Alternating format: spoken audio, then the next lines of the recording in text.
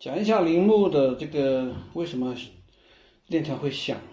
这个是我的改装件，428版本的，然后428链条，然后是51尺的，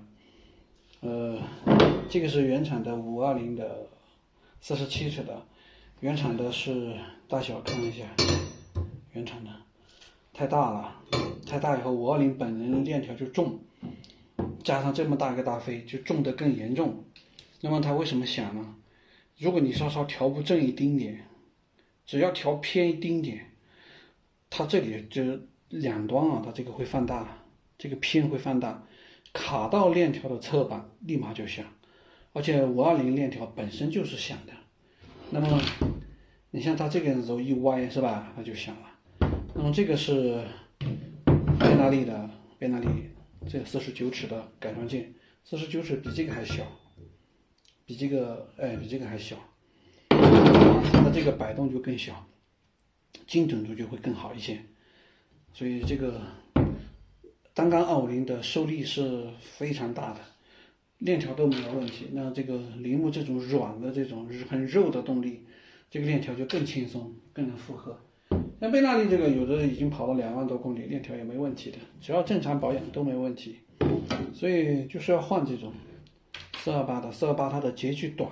你看它的齿距，它的齿距要短一些，短一些的话，它的这个多边角的效应呢，它就更轻微啊。就是每一次，你相当于是每一个齿它都是一个角度，那么它这个呢，它就齿数很大，每一个就上楼梯的这个台阶啊，这个台阶感就更强烈，这个台阶感就更轻微。铃木这个小飞是16尺的，原厂这个是14尺的。14尺肯定是比16尺的声音要大，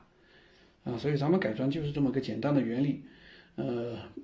250的摩托车30个千瓦以下的，就是标配就是428链条，520链条是属于完全神经病，完全是没必要的。那个是大排量的，你35个千瓦、40个千瓦，你用520那个正常。咱们这个小排量的，就是要用这种428的，很舒适，很舒适，链条又轻，提速又好，又顺畅。再说一遍，250的车428标配，428标配，520完全是脱裤子放屁，完全是你35码的脚，你去穿45码的鞋，根本是不需要的。